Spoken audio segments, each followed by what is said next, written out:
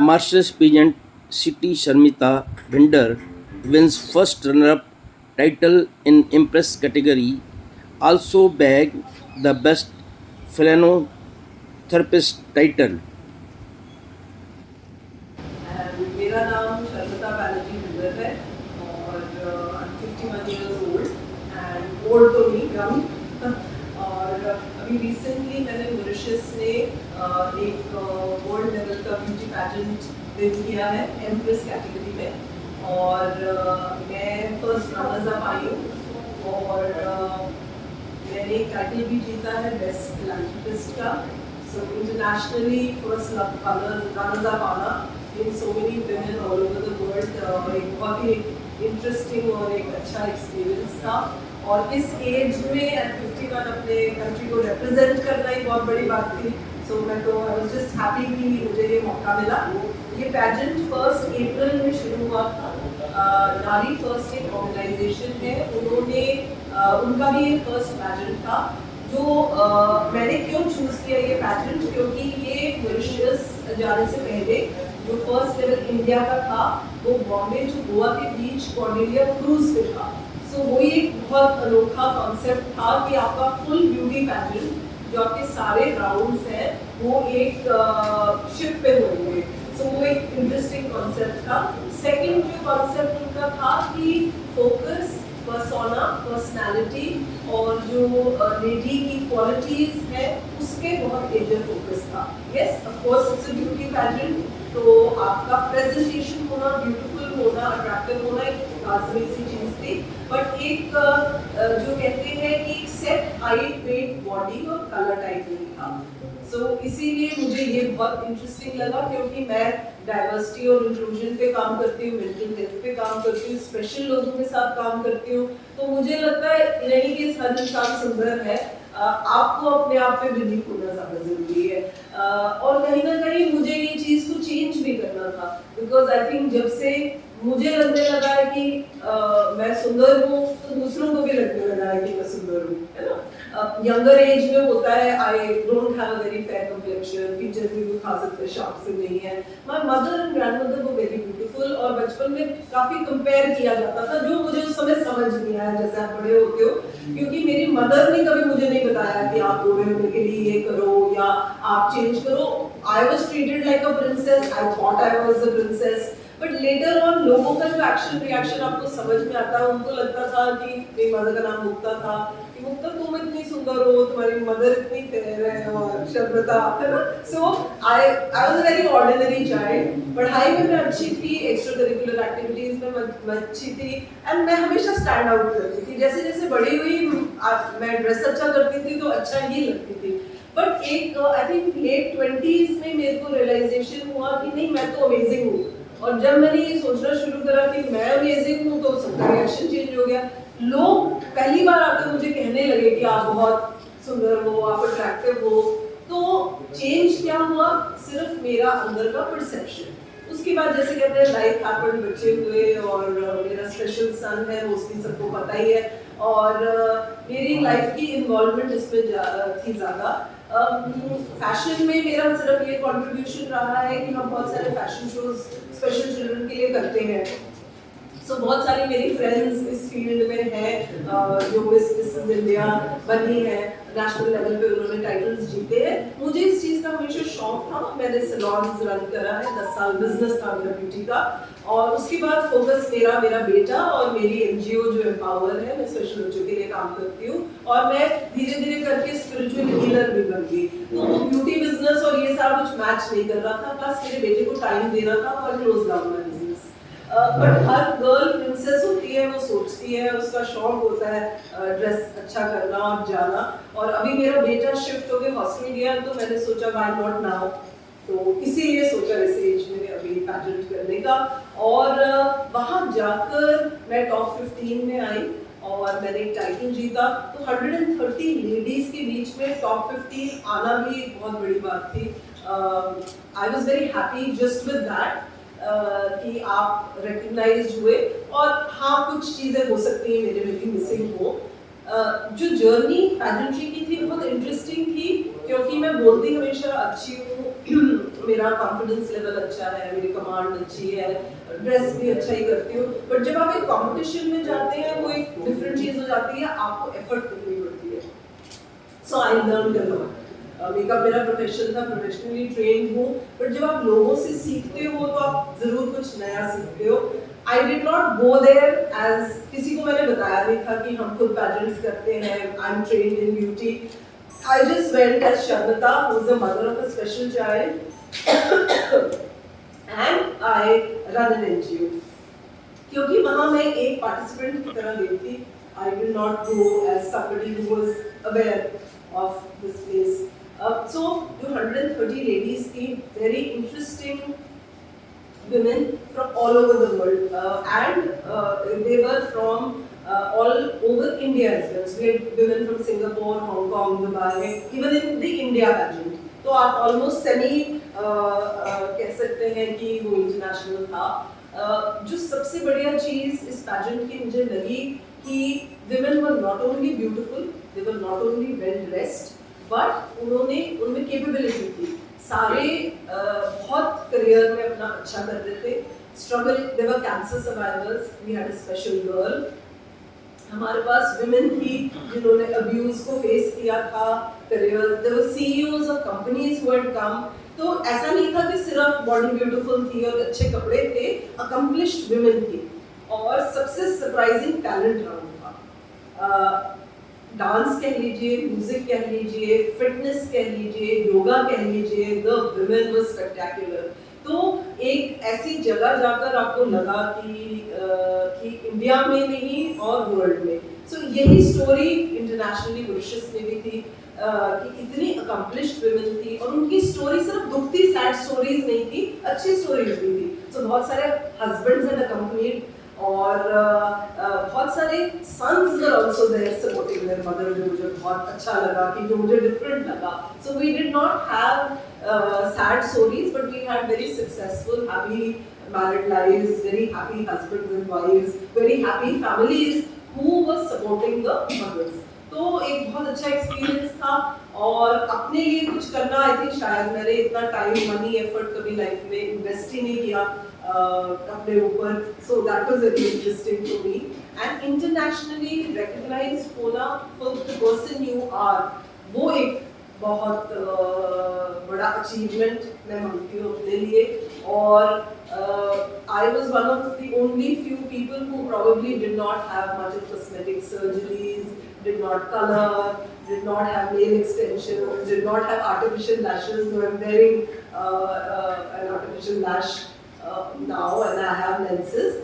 But somewhere ये establish करना कि जैसे भी भगवान ने आपको बनाया है, अगर आप बिलीव करते हो तो आप नेशनल ही नहीं इंटरनेशनल लेवल तक जा सकते हो। और सेल्फ पे बिलीव होना, कॉन्फिडेंस होना, हैप्पीनेस होना, कंफर्टेबिलिटी होना बहुत इम्पोर्टेंट है। और वहाँ पर आप दूसरों को भी हेल्प करते हो, किसी के पास मेकअप नहीं है, किसी के पास लैशेस नहीं है, किसी को समझ नहीं आ रही। So women was supporting women to in a battle to win the ground, right. So battle ही नहीं था, बहुत अच्छी फ्रेंड्स बनाई मैंने, not only in India, all over the world.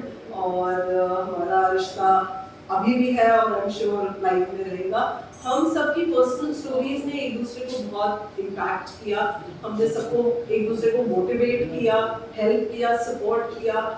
Winning तो एक पार्ट थी, but I think I love that. Mauritius is a very beautiful country. जो हमारे ऑर्गेनाइजर्स हैं, उन्होंने देवना मंगूर और यशीना Raghunandan Rao ji. So Yashina herself has been Mrs. Mauritius for Mrs. Universe, and तो उन्होंने बहुत अच्छी हमारी ग्रूमिंग करी। जो हमारे पैजेंट डायरेक्टर थे उनका नाम सेड्रिक विंसन था, और हमारे अमेजिंग जजेस थे जो हमारे बीच में घूम रहे थे और हमें पता नहीं था। सो हमारे वन ऑफ द जजेस विशाल पावदार एंड वंदना राय गंगा बसून, वो हमारे साथ ही थे all the time, and we were very friendly with them, and जो भी problems भी हो रही थी वहीं डिस्कस हो रहे थे। और जब मैं स्टेज में गई तो मैंने वहाँ जाकर देखा, अरे ये तो जजेस के पैनल में बैठे हैं। I said O my God, हम तो बड़े नेचुरल से अपने नॉर्मल सेल्फ थे, बट उन्होंने वो भी देखा कि ये behind the camera, behind the beautiful dresses इंसान कैसे तो हम कैसे एक दूसरे को हेल्प कर रहे थे, मॉरली सपोर्ट कर रहे थे एक दूसरे को। कोई बीमार होता था, कोई डाउन होता था या कोई अपसेट होता था किसी चीज़ के लिए, सो आई थिंक वहाँ मैंने बड़े सारे ब्राउनी पॉइंट्स जीते सबको। I felt that I was very popular and loved beyond just a contestant, as a friend, as a human being। तो क्राउन से ज़्यादा वो मेरे लिए बहुत विनिंग थी कि मैंने बहुत अच्छे दोस्त बनाए वहाँ पर, और मेरा बहुत क्लोज रिलेशनशिप हो गया है जो पैजेंट डायरेक्टर्स हैं हमारी इंडिया में और वहाँ पर। और एक बहुत बड़ी सीख मुझे हमारे पैजेंट डायरेक्टर्स से मिली, स्पेशली यहाँ मैं मेंशन करना चाहूँगी डॉक्टर रीटा गंगवानी को और संदीप सरोकार जी को। रीटा गंगवानी हम जानते हैं, she is been the first woman lieutenant in the army, and now she trains all the Miss and Mrs and Mr who go Miss India, Universe, World। जो हमारी मानुषी चिल्लर है वो उनकी स्टूडेंट रह चुकी है, अभी की जो मिस इंडिया है, मिसेस इंडिया है, वो सब उनके स्टूडेंट रह चुके हैं। तो बट उनमें इतनी ह्यूमिलिटी थी कि वहाँ पर वो हमारे एक फ्रेंड जैसे थे। एंड मैं एक छोटा सा इंसिडेंट मेंशन करना चाहूँगी। मेरे पैर में थोड़ी सी चोट थी एंड मेरे को पानी चाहिए था, so one of the girls, हम बस में जा रहे थे कहीं, and Rita ma'am and one girl was sitting in the front seat, and I asked the girl कि please पानी की bottle पकड़ाना, and Rita ma'am is my age or maybe a little older than me, she jumped up and got the bottle for me कि you know। तो एक जो आप कहते हो एक इतनी सीनियर नेशनली इंटरनेशनली जानी हुई, आर्मी में रिकग्निशन मिली है, फिर यहाँ पे पैजेंट्री में उनका, पर उन्होंने ये नहीं सोचा मैं क्यों उठूँ, मैं जज हूँ, है ना। बट उनको था कि मेरी स्टूडेंट या वो अनकंफर्टेबल है तो मैं हेल्प करूँ, तो ये लर्निंग्स है। और सेम संदीप सरोकार और इनके, अगर हमारी 5 बजे रिहर्सल होती थी स्पेशली फॉर द नारी फर्स्ट पैजेंट, बिकॉज वो क्रूज था, तो जब हमें माकिस थिएटर मिलता था हमें प्रैक्टिस तभी करनी पड़ती थी। तो हमारा एक दिन पैजेंट 2 बजे खत्म हुआ और 5 बजे रिहर्सल्स थी। These main and women were dressed, मतलब कि ऐसे नहीं कि सोते उठते आ गए, वो प्रॉपर्ली ड्रेस्ड थे और उनका पूरा इटिनरी रेडी था कि अभी कौन कहाँ जाएगा। तो मुझे ये लगा कि हम बहुत जल्दी सोचते हैं कि सक्सेस बड़ी आसानी से मिल जाती है, लक से मिलती है, पर सक्सेस मेहनत करने से मिलती है। तो जब आप अपने आप को अपनी जिंदगी के दायरे से निकाल कर बाहर कहीं जाते हो, अनकंफर्टेबल जगह जाते हो, तो आपको सीखने को मिलता है। सो पैजेंट्री मेरे लिए नई चीज़ थी, मैं थोड़ी अनकंफर्टेबल हूँ in flashy clothes, too much of makeup, you know, very modern dresses। I mostly wear sarees, I mostly wear bindi। तो मेरे लिए नई चीज़ थी स्टेज पे जाना इतने लोगों के साथ, इतने मॉडर्न वेस्टर्न आउटफिट्स में, तो लर्निंग। सो आई थिंक मैंने बहुत कुछ सीखा।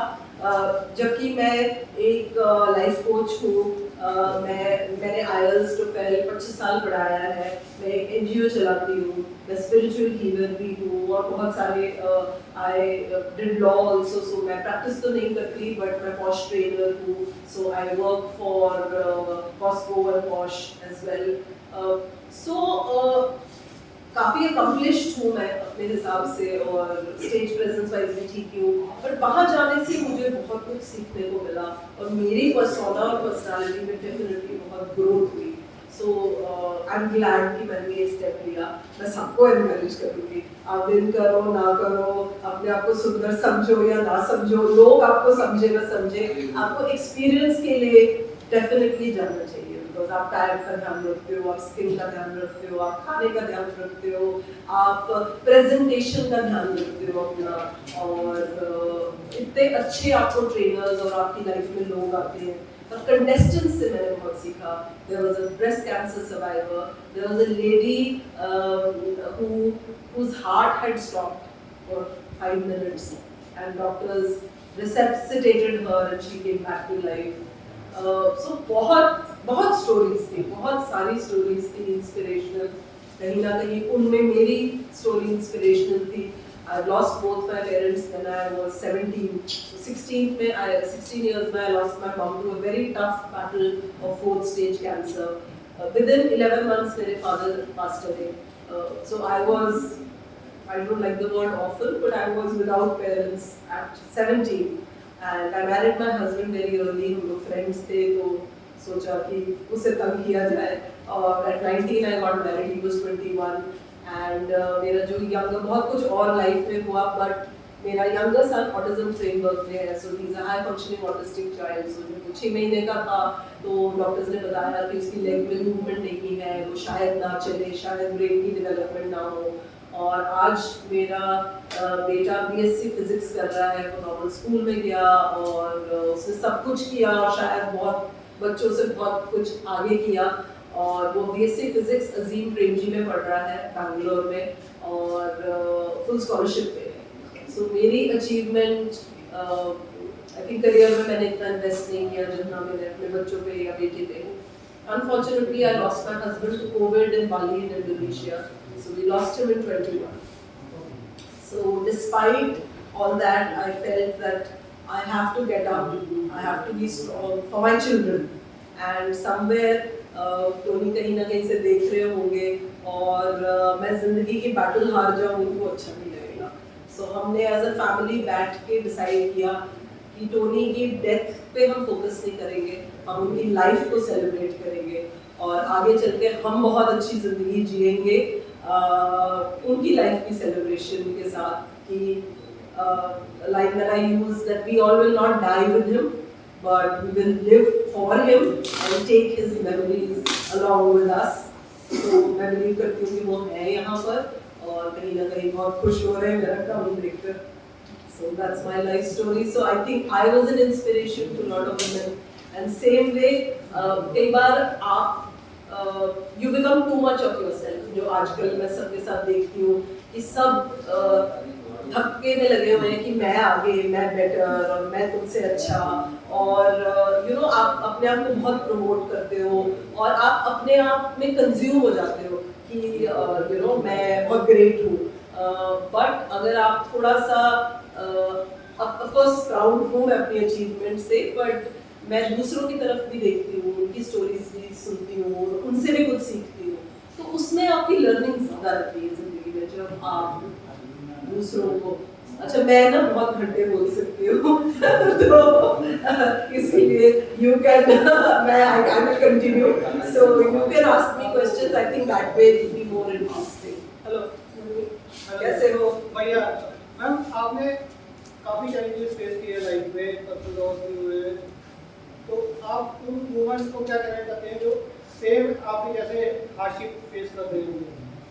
सी मैंने जो सिंपल लाइन में कहा कि और किसी और से भी डिस्कस हो रही थी कि ह्यूमन बर्थ जो है, क्योंकि मैं एक स्पिरिचुअल हीलर भी हूँ तो थोड़ा वो साइड भी टच करूँगी। शायद मैं ऐसी इसलिए हूँ क्योंकि मैं स्पिरिचुअलिटी में बहुत बिलीव करती हूँ, भगवान कह लें या ऑलमाइटी में बहुत बिलीव करती हूँ कि जो भी आपकी जर्नी में हो रहा होता है उसका एक कारण होता है। तो अगर आप उसको जितना हम खुश में होते हैं उतना ही हम दुख को भी इम्पोर्टेंस देके आगे चले। सो आगे चलना बहुत इम्पोर्टेंट होता है नेक्स्ट फेज के लिए। सो आज मुझे वो चीज़ दुख लगती है, पर may be 10, 15, 20 years down the line I will be able to understand कि वो चीज़ क्यों हुई, और अगर मैं जिंदगी में से अच्छा लेकर आगे चलती हूँ तो मेरे साथ बेटर होता है। जैसे my parents are still alive for me because वो इतने वंडरफुल पेरेंट्स थे, और आई थिंक जिनके पेरेंट्स आज जिंदा हैं उनसे ज़्यादा लोग मेरे माँ बाप के बारे में जानते हैं, बिकॉज मैं उनके बारे में बोलती हूँ, लिखती हूँ, सोचती हूँ, फोटोग्राफ शेयर करती हूँ। और समटाइम्स वेरी सैडली आई सी कईयों के पेरेंट्स हैं और वो आपस में बात भी नहीं करते, वो फोकस्ड है कि मेरे माँ बाप ने मेरे साथ ये बुरा किया, या मेरे ब्रदर सिस्टर्स ने ये बुरा किया, या मेरे दोस्तों ने। सो बुरे पे फोकस्ड है। आपके पेरेंट्स ने आपको पैदा किया, लाइफ दी, तो उससे बड़ी तो चीज़ हो ही नहीं सकती। जितने भी बुरे हो वो आपकी एग्जिस्टेंस ही पेरेंट्स की वजह से, राइट? आपके टीचर्स कुछ ना कुछ सिखाते हैं। सो लाइफ में से आप बिटर को चूज करके आगे चल के बिटर इंसान बनेंगे, या खुशियों को चूज करके पॉजिटिविटीज को देख के, तो आपके तो दोस्त ही नहीं बनेंगे अगर आप नेगेटिव देखते रहोगे, आपकी किसी से नहीं बनेंगे। हाँ, हर इंसान में इंक्लूसिव ऑफ माई सेल्फ बहुत अच्छे पॉइंट्स होते हैं और बहुत बुरे पॉइंट्स होते हैं। तो बुरे हमने कम करने हैं, अच्छों को एनहांस करना है। Same as with relationships. अगर मैं आपको अप्रिशिएट करती हूँ कि मनी आप बहुत अमेजिंग इंडिविजुअल हो, और फिर मैं कहती हूँ वो चीज़ मुझे बुरी लगी, तो आपको उस चीज़ का बुरा नहीं लगेगा, बिकॉज आपको मैंने अप्रिशिएट किया, मैंने वैल्यू किया, है ना? क्योंकि कहीं ना कहीं आप मेरे पोस्ट अप्रिशिएट करते हो, तो वो आपके लिए मेरी वैल्यू है लाइफ में, you are adding on something, है ना। तो ऐसे ही हम एक दूसरे को सपोर्ट करते हैं, राइट। सो मैं कोशिश करती हूँ, और मैं ह्यूमन हूँ, मैं ऐसा नहीं है कि मैं रोती नहीं हूँ, या मैं दुखी नहीं होती, या मैं डिप्रेस नहीं होती, या मैं डिप्रेशन में जाती नहीं हूँ, but I try and fight, I try and make my self better, you know. So it's about trying.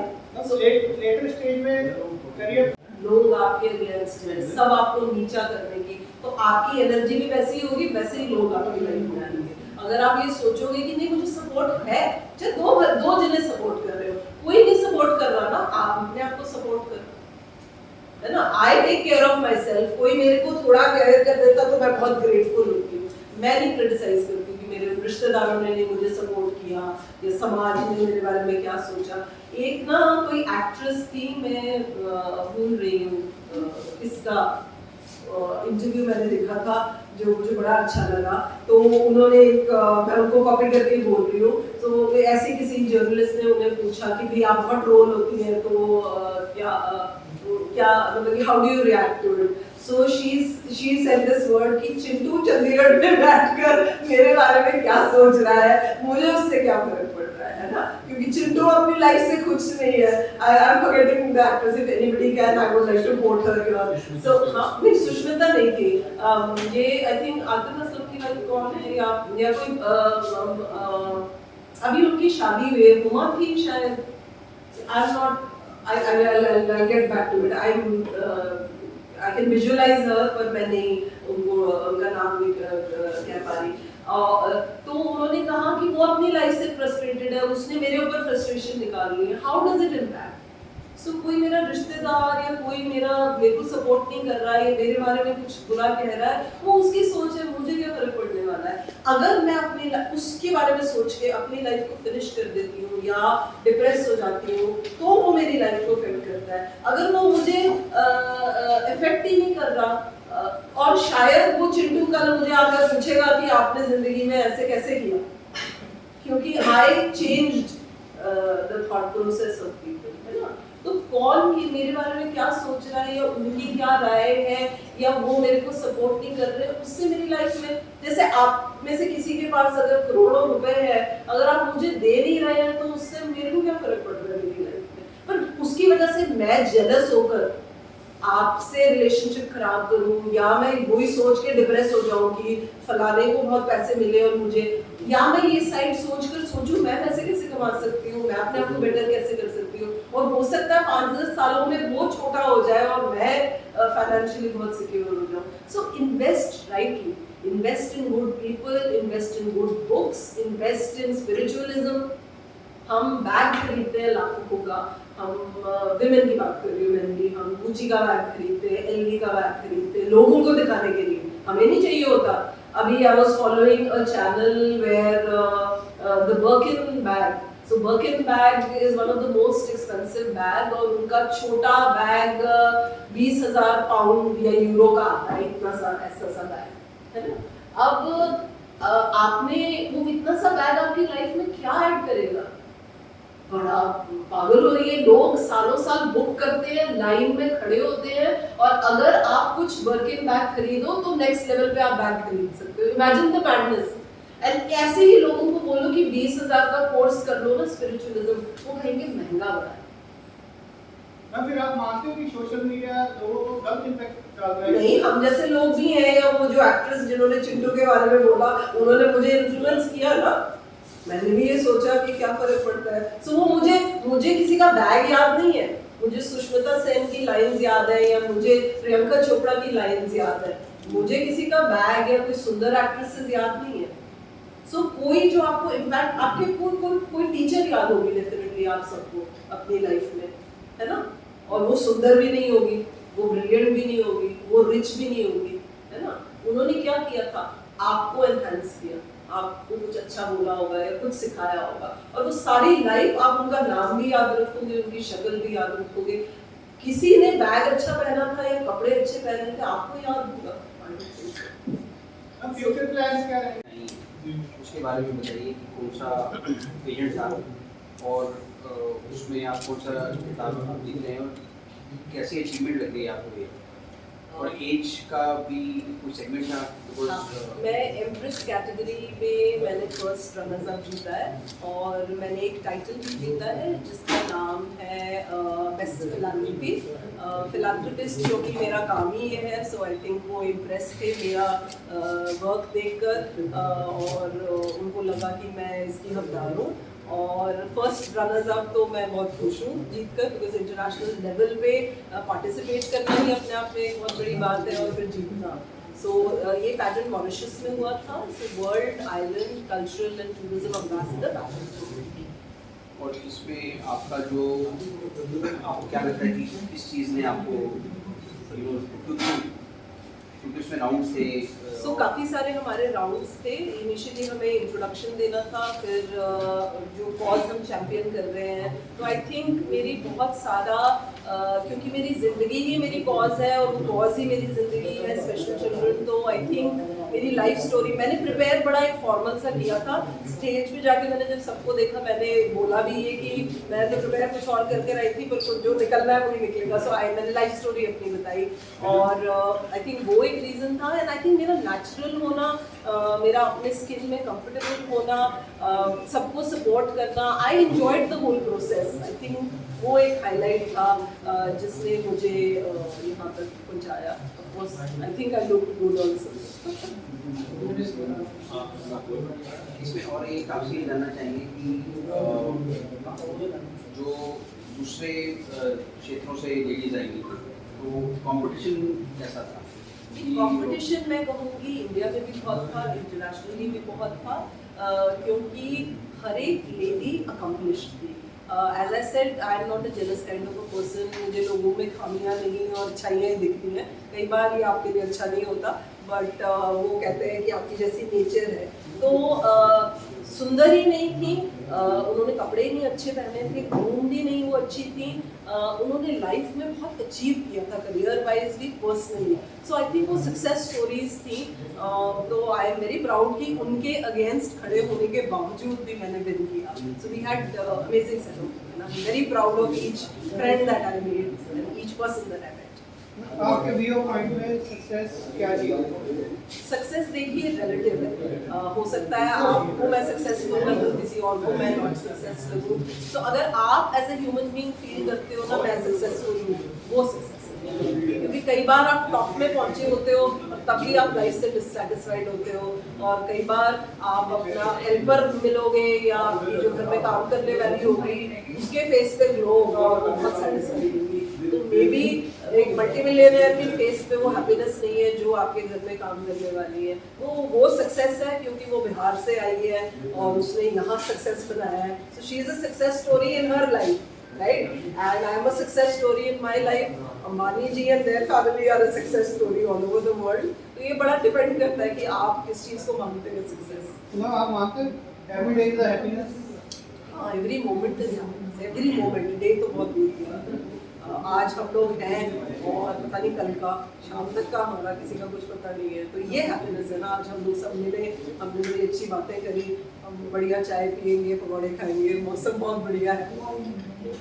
Challenges काफ़ी है, तो उनके बारे में थोड़ा सा बताइए कि डिस्पाइट दैट आपको किस चीज़ ने मोटिवेट करती रही, क्या चीज़ मोटिवेट करती रही कि आप अपने पैशन को पूरा करें? और जैसे मैंने हमेशा कहा कि मेरी मदर मेरे लिए लाइफ में सबसे बड़ी मोटिवेटिंग फैक्टर रही है।